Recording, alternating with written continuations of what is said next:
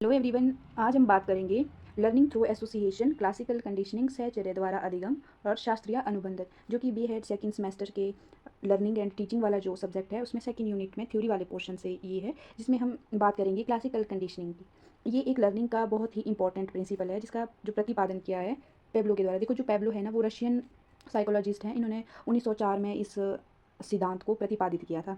और इस सिद्धांत के अनुसार बोला कि जो हमारी लर्निंग होती है वो दो स्टिमुलस के बीच जब रिलेशन स्थापित होता है उसके कारण होती है। मीन्स कि एक नेचुरल जो स्टिमुलस होता है, दूसरा न्यूट्रल या आर्टिफिशियल जो स्टिमुलस है, उसके बीच जब रिलेशन स्थापित होता है, तो जब हमारा जो न्यूट्रल या इसको बोल सकते हैं आर्टिफिशियल स्टिमुलस है वो सेम रिएक्शन देता है जो कि हमारा नेचुरल स्टिमुलस देता है। इसको हम आगे एग्जांपल से समझेंगे। और इसी को क्या कहते हैं, लर्निंग थ्रू एसोसिएशन। मीन्स कि एक तो जो हमारा नेचुरल स्टिमुलस है और दूसरा हमने कोई न्यूट्रल या आर्टिफिशियल स्टिमुलस बनाया। अब ये जो आर्टिफिशियल स्टिमुलस भी है वो सेम कोई रिस्पॉन्स अगर देता है वो सेम रिस्पॉन्स देने लग जाता है इस आर्टिफिशियल स्टिमुलस से भी। ठीक है, फर्दर हम इसकी डेफिनेशंस की बात करेंगे।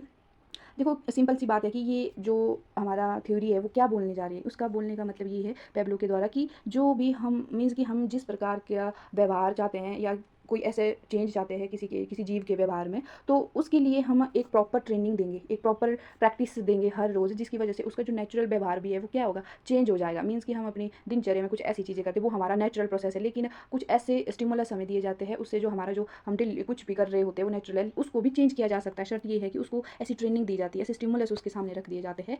फर्दर हम डेफिनेशन की बात करेंगे। देखो, पेब्लो के द्वारा यहाँ पर इसकी डेफिनेशन दी है कि जो हमारा आर्टिफिशियल या न्यूट्रल स्टिमुलस बोलते हैं या नेचुरल स्टिमुलस से स्थापित हो जाता है, मतलब रिलेशन बनता है इन दोनों के बीच, तो तब वो हमारा ये न्यूट्रल स्टिमुलस है वो भी सेम रिएक्शन पैदा करता है। ये होता है कंडीशनड।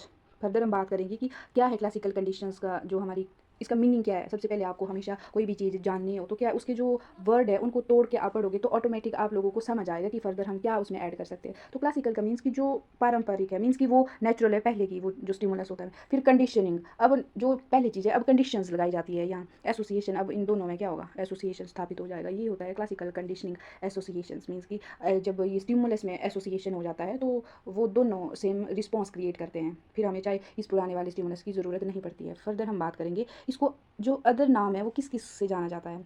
जैसे जो सबसे पहले जो क्लासिकल कंडीशनिंग थ्योरी है इसको क्या बोलते हैं, कंडीशनड रिस्पॉन्स। मीन्स कि कोई कंडीशंस हमारे हम रखते हैं और उसके बाद रिस्पॉन्स क्रिएट होता है। फर्दर हम बात करेंगे, इसको बोला जाता है अदर जो नाम है प्राचीन या पुरातन अनुबंध सिद्धांत। मतलब कि क्लासिकल या ट्रेडिशनल जो कंडीशनिंग है वो और संबंध मीन्स कि एसोसिएशन हो जाता है। रिस्पॉन्डेंट कंडीशनिंग और एस टाइप कंडीशन मीन्स कि स्टिमुलस पर ज़्यादा फोकस किया जाता है। जो पेब्लो के द्वारा एक्सपेरिमेंट किया था वो किया था डॉग में। उन्होंने एक जो डॉग है, उन्होंने डॉग की जो सलाइवा है उसके ऊपर सलाइवा क्या है, एक रिस्पॉन्स है। मीन्स कि कुत्ते को अगर खाना रखा जाता है तो वो क्या करेगा, ऑटोमेटिक उसके मुंह से सलाइवा आएगा। मीन्स कि उन्होंने एक गले में थोड़ा सा वो कट मार दिया था और एक उन्होंने प्लेट रखी थी। मीन्स कि इससे इसका सलाइवा आएगा। और मीन्स कि जब भी हम कोई स्टिमुलस या भोजन रख दिया तो भोजन को देखते ही कुत्ते के जो सलाइवा आएगा, और उसको जांचने के लिए ये सारा पिक्चराइजेशन की है। इसका हम देखेंगे कि कैसे उन्होंने प्रयोग किया, प्रोसेस क्या था उनके इस एक्सपेरिमेंट का। तो सबसे पहले डॉग में इन्होंने एक्सपेरिमेंट किया है। फिर भोजन दिखाने के लिए कुत्ते के मुंह में जो नेचुरल रूप से सलाइवा आता था, मतलब कि कुत्ते ने भोजन देखा और ऑटोमेटिक क्या हुआ, सलाइवा आ गया। फिर अब हम जो क्या करेंगे, भोजन देने से पहले हम साथ में बेल भी बजाएंगे। और जैसे भोजन है ये पहले तो क्या होता था, डॉग ने ये देखा तो सलाइवा आया। अब क्या होगा, हम यहाँ पर बेल का यूज़ करेंगे ताकि वो रिस्पॉन्स क्रिएट होगा।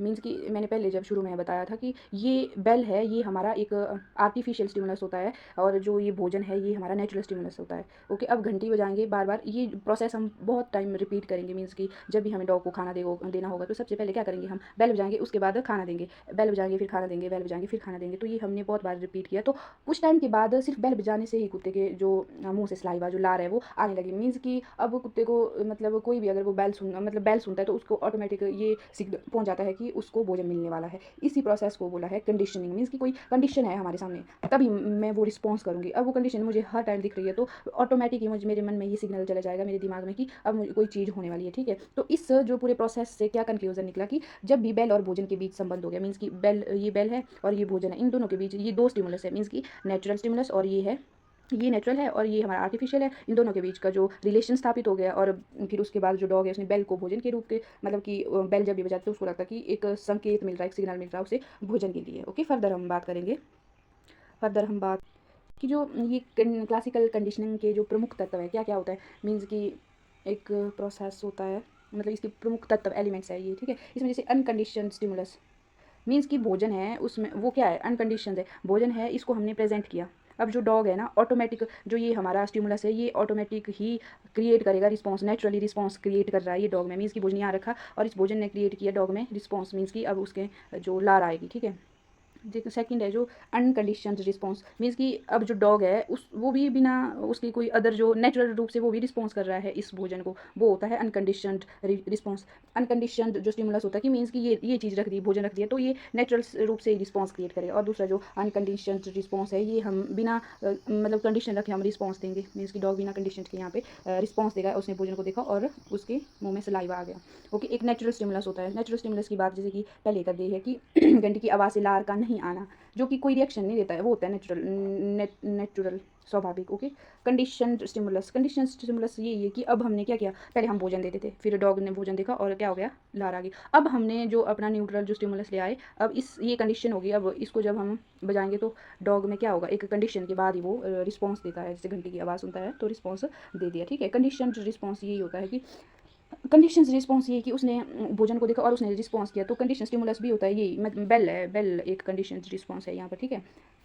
और दूसरा है कि कंडीशन रिस्पॉन्स आएगा, कंडीशन स्टिमुलस है कि ये हमने बेल रख दिया और ये ला रहा कि ये हो गया। ऐसा फर्दर हम बात करेंगे प्रोसेस क्या होता है, जो कि हमारी कंडीशनिंग होती है, उसका प्रोसेस क्या होता है। इसको 3 टाइप्स में डिवाइड किया है, मतलब इसकी स्टेप्स है कि कैसे हम उसको करेंगे, ठीक है। सबसे पहले बिफोर कंडीशनिंग है, फिर ड्यूरिंग कंडीशनिंग है और उसके बाद आफ्टर कंडीशनिंग है। जो बिफोर कंडीशनिंग है, इसमें क्या होता है कि इसमें कोई इनिशियली इसमें कोई कंडीशन नहीं होती, ये नेचुरल रूप से जो चीज़ का इस्तेमाल होता है। इसमें 2 चरण है, मीन्स कि अनकंडीशनड स्टिमुलस, वही जो ऊपर बात की थी कि क्या होगा, भोजन होगा, वो एक नेचुरल है, मतलब उसमें कोई कंडीशन नहीं है, वो ऑटोमेटिक रिस्पॉन्स पैदा करेगा कुत्ते में, ठीक है, बिना उसके, ये नेचुरल होता है। और दूसरा जो अनकंडीशनड रिस्पॉन्स, मतलब उसी का उल्टा कि कुत्ता अब रिस्पॉन्स करेगा, वो भी बिना किसी कंडीशन के, ये होता है, ठीक है। न्यूट्रल करना जो स्टिमुलस होता है, अब क्या होता है इसमें कि हम कोई एक आर्टिफिशियल स्टिमुलस या न्यूट्रल स्टिमुलस पेश करते हैं उस जीव के सामने, पर शुरुआत में इसका कोई ज़्यादा असर नहीं पड़ता है, ना ही वो, जैसे अगर हमने घंटी की आवाज़ उस टाइम सुनाई तो घंटी की आवाज़ सुनकर भी कोई ज़्यादा रिएक्शन नहीं देगा, ना कोई सलाइवा निकालेगा। ये होता है बिफोर कंडीशनिंग। अब जो ड्यूरिंग कंडीशनिंग है, इसमें क्या होता है कि कंडीशनिंग के दौरान हम देखेंगे कि क्या क्या होता है। तो पहले क्या हुआ, घंटी की आवाज़ जाती है तो उसके ठीक बाद भोजन दिया जाता है, ये होता है कंडीशंस जब हम रखी उस दौरान क्या होता है। अब जो हमारा जीव है, एनिमल है, वो इस प्रोसेस को क्या होता है, हम बार बार दोहराते, तो जो कुत्ता क्या है, ऑटोमेटिक समझने लगता है कि जो घंटी बजने का सीधा मतलब ये है कि भोजन आने वाला है। अब कुत्ता घंटी की आवाज़ और भोजन के बीच क्या है, एसोसिएशन बना लेता है। ये होता है हमारा ड्यूरिंग द कंडीशन। अब आफ्टर कंडीशन हम देखेंगे कि क्या हमारे पास मीन्स की आउटपुट आ रहे हैं इसमें।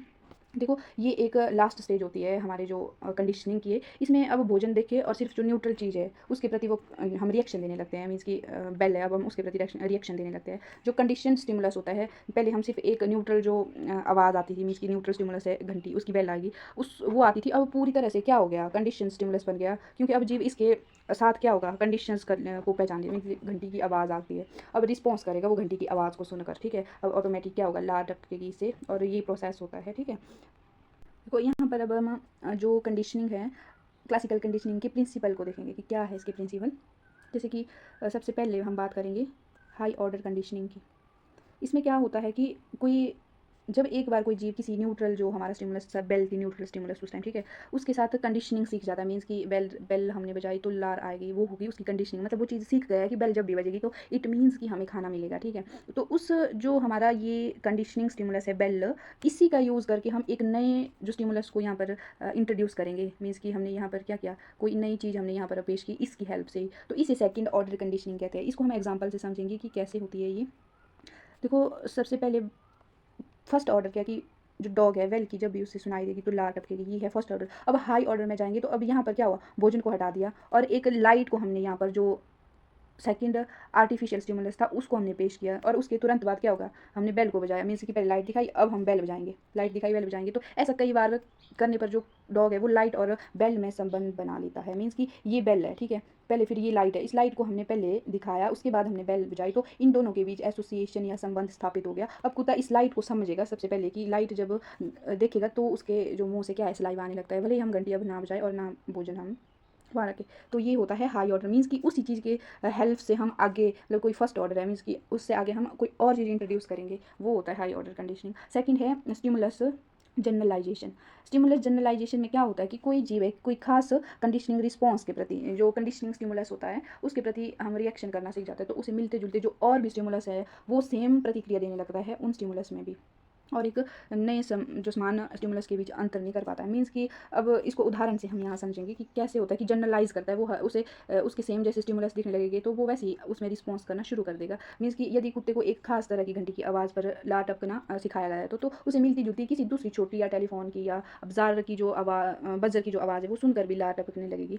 मीन्स कि वैसे जब हमने उसको एक्सपेरिमेंट करवाया तो हमने उसका उस बैल का जो क्या है बहुत ज़ोर से चलाया था, तो अब हम कर रहे हैं कि उसी की समान, चाहे उनकी आवाज़ थोड़ी कम हो और मिलती जुलती हो, वो उसको सेम समझने लगता है और सेम रिस्पॉन्स देने लगता है उन स्टिमुलस में भी। ठीक है, जैसे कि कोई एक हमारे जो प्रैक्टिकल लाइफ में देखेगी बच्चा है किसी एक जो सफ़ेद है उसमें रोएदार जो चूहे से डर जाता है, तो वो जनरलाइज करता है कि जो भी सफ़ेद दिखने वाली चीज़ है, मीन्स चाहे वो खरगोश हो बिल्ली हो यहाँ तक कि सफ़ेद फर वाले जो कोट भी है उनसे भी डरने लगता है। मीन्स कि अब वो सब स्टिमुलस को एक सेम समझने लगता है और सेम रिएक्शन देने लगता है, वो होता है जनरलाइज कर रहे हैं वो स्टिमुलस को। ठीक है, और फर्दर बात करेंगे हम स्टिमुलस डिस्क्रिमिनेशन।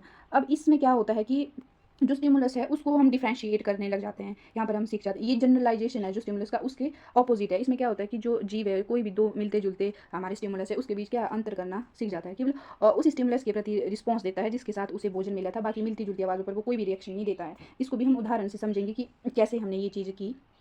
जैसे पेब्लो के द्वारा क्या किया गया था, जब हमने एक्सपेरिमेंट किया था तो तब तेज़ आवाज़ वाली घंटी पर ही भोजन दिया जाता था, और मान लो हम जो वेल है उसकी जो साउंड है बहुत ही कम रखते हैं और भोजन ना दिया जाए तो कुत्ता दोनों घंटियों में क्या है अंतर समझने जाएगा कि वो केवल जो जोर से बजती थी घंटी उस पर ही लार टपकाएगा, धीमी पर नहीं लटकाएगा वो। ठीक है, जैसे प्रैक्टिकल लाइफ में भी हमने इस उदाहरण को हम समझ सकते हैं कि जैसे हमारे जो मोबाइल की रिंगटोन बजने पर हम अपने मतलब जेब में हाथ डालते हैं, तो किसी दूसरे के मोबाइल की रिंगटोन बजने पर नहीं, क्योंकि हमारा जो ब्रेन है ना वो रिस्पॉन्स दे देता है और वो डिस्क्रिमिनेशन करना अब सीख चुका है, वो होता है डिस्क्रिमिनेशन करना स्टिमुलस का। ओके, फर्दर हम बात करेंगे एक्सटिंक्शन, जो विलोपन होता है। मीन्स कि अब जो हमारा कंडीशनिंग स्टिमुलस होता है उस कंडीशनिंग स्टिमुलस को अगर बार बार हम जीव के सामने प्रस्तुत करते हैं तो उसके बाद हम स्वाभाविक जो हमारा अनकंडीशन स्टिमुलस है वो ना दिया जाए तो धीरे धीरे वो सीखा हुआ व्यवहार क्या है वो कमज़ोर पड़ जाता है और पूरी तरह से क्या हो जाता है गायब हो जाता है। मीन्स कि कुत्ते को घंटी बजते ही लात टपकती थी, एग्जाम्पल से समझो आप इस चीज़ को। अब आप रोज़ घंटी बजाते हैं लेकिन उसे भोजन नहीं देते हैं, ऐसे लगातार कई दिनों तक करते हैं, और अब कुत्ता क्या होता है समझ जाता है कि जो भोजन से अब कोई संबंध नहीं है घंटी का, और लास्ट में क्या होगा रिजल्ट, घंटी बजने पर कुत्ते के मुंह से लात टपकना ऑटोमेटिक क्या होगा बंद होगा। ये होता है एक्सटिंक्शन, मीन्स कि उसका अब उस सीखे हुए जो चीज़ का वो विलोपन हो रहा है। फर्दर हम बात करेंगे स्पॉन्टेनियस जो रिकवरी होती है वो क्या होता है, इसको हम समझेंगे विलोपन। जो एक्सटिंक्शन है उसके बाद जो चीज़ होती है, यदि कोई जीव है उसको हम अचानक फिर से वो हमारा कंडीशन वाला रिस्पॉन्स देते हैं तो जो हमने जो गायब हो चुका था विलोपन जो हमने ऊपर पढ़ा तो वो अचानक से वापस आ जाता है। इसको हम फिर से या पुनः प्राप्ति या स्पॉन्टेनियस रिकवरी कहते हैं। से उदाहरण से इसको भी हम समझेंगे। घंटी बजाने पर अगर लार टपकना बंद हो चुका था तो उसको हमने बोला विलोपन। अब कुछ टाइम के बाद हमने घंटी नहीं सुनाई कुत्ते को, तो अब एक दिन अचानक से हमने घंटी बजाई तो कुत्ता बिना किसी नई ट्रेनिंग के जो अचानक ही उसके थोड़ी लार टपका देता है। मीन्स कि जो सीखा हुआ हमने पुरानी चीज़ है वो कहीं न कहीं ऐसा है कि वो ख़त्म नहीं हो जाती है। इट मीन्स कि वो हमारे दिमाग में कहीं न कहीं दबी हुई है। ये प्रिंसिपल थे। और क्विक अगर आप रिवीजन चाहते हैं यही, तो यहाँ पर हाई ऑर्डर है। मीन्स कि उसमें क्या होता है एक सीखी हुई चीज़ से दूसरी नई चीज़ को हम सिखाते हैं। जनरलाइजेशन मीन्स कि जो स्टिमुलस है इसके बाद हम हर एक स्टिमुलस को क्या करते हैं जनरलाइज, मीन्स कि हम सब स्टिमुलस में सेम रिस्पॉन्स देते हैं। डिस्क्रिमिनेशन होता है मीन्स कि जो मिलती जुलती चीज़ है उसके बीच का अंतर हम पहचानते हैं, सिर्फ सही चीज़ पर हम रिएक्शन देते हो। एक्सटेनिक्शन है कि भोजन ना मिलने पर जो सीखी हुई हमारी आदत है या रिस्पॉन्स है वो हमारा धीरे धीरे क्या होता है खत्म हो जाता है। ठीक है, फर्दर हम बात करेंगे स्पॉन्टेनियस रिकवरी, मतलब खत्म हो चुकी आदत है कुछ समय के बाद वो अचानक से दोबारा सामने आ जाती है। मीन्स कि हमने कोई चीज़ है ना वो हम भूलते नहीं है, हमने वो सीखी होती है किसी ना किसी रूप में और वो काम आ जाती है। इससे हमें लाइफ में भी ये एग्जाम्पल बहुत ही स्टीक बैठता है कि कोई भी चीज़ हो हमने वो सीखी है तो वो काम हमारी लाइफ में ज़रूर आती है। देखो, अब हम बात करेंगे कि जो हमने क्लासिकल कंडीशनिंग थ्योरी की बात की है तो उसके हमें बेनिफिट क्या हो सकते हैं, ये हमारे प्रैक्टिकल लाइफ में भी या हमारे जो एजुकेशनल हमारा इम्प्लीकेशन है वहाँ पर भी इसके बहुत सारे फ़ायदे हो सकते हैं। तो लर्निंग के प्रोसेस को ये क्या है मतलब कि सरल बनाता है, मतलब ईजी रूप से हम समझाते हैं। मीन्स उसके बाद हमारी गुड जो हैबिट्स है उसका निर्माण होता है, हमारे व्यवहार संशोधन में उपयोगी है। मीन्स कि हम कोई ऐसा मान लो कोई बुरी भी चीज़ करते हैं तो उसको ख़त्म करने के लिए हम इस थ्योरी का उपयोग कर सकते हैं। मीन्स कि रेलेवेंस है इस थ्योरी का, शिक्षा और परामर्श में महत्वपूर्ण भूमिका निभाते। तो ये इसके कुछ बेनिफिट्स हैं। फर्दर हम बात करेंगे इसकी लिमिटेशन की।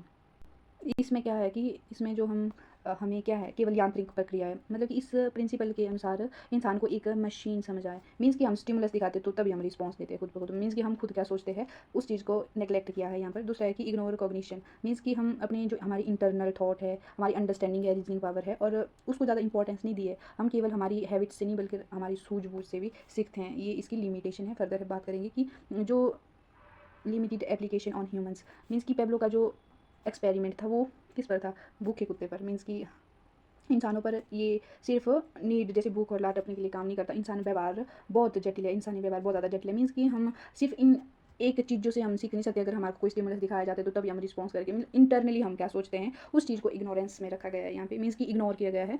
मतलब ये उसके बाद है कि टेम्परेरी लर्निंग है। यदि जो कंडीशनिंग स्टिमुलस होता है तो जैसे कि घंटी है, वो उसके बाद क्या होता है कि भोजन देना बंद कर दिया तो सीखी गई जो हमारी आदत है वो गायब हो जाती है। तो इसका मतलब ये है कि इस तरीके से सीखी गई बातें हमेशा परमानेंट नहीं हो सकती है। नो रोल ऑफ मोटिवेशन की, इससे हमें मोटिवेशन नहीं आती। मीन्स कि हम डिपेंड रहते हैं जो एक्सटर्नल चीज़ है उसके ऊपर, तभी हम कोई एक्शन करते हैं, कोई काम करते हैं। ओके, फर्दर हम बात करेंगे इसकी कंक्लूजन की। ये है कंक्लूजन ये कि लर्निंग थ्रू एसोसिएशन मीन्स कि स्टिमुलस के बीच एसोसिएशन, और इसलिए इसको टाइप एस थ्योरी भी बोला गया है। और इसमें क्या होता है कि वही पैब्लो ने बोला कि हम व्यक्ति के व्यवहार में किसी भी प्रकार का चेंज कर सकते हैं, उसके लिए हम उसको अच्छे से ट्रेन करेंगे और बार बार प्रैक्टिस करवाएंगे। ये होता है इसका मतलब, ठीक है। ये हमारी एजुकेशन में, बिहेव चेंज में, और उसके बाद हमारी जो हैबिट फॉर्मेशन है उसके लिए बहुत ज़्यादा उपयोगी है, ठीक है। इस सिद्धांत के अनुसार एक नेचर को समझने में बहुत ज़्यादा योगदान देता है। थैंक यू सो मच, ये था इसका conclusion. Thank you for watching.